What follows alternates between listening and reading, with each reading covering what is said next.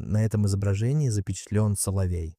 Судя по рыжевато-бурому оперению верхней части тела и светло-серой грудке, это, скорее всего, южный соловей. Поет мягко, нежно, торопливо и на высоких тонах. Его песня льется плавно,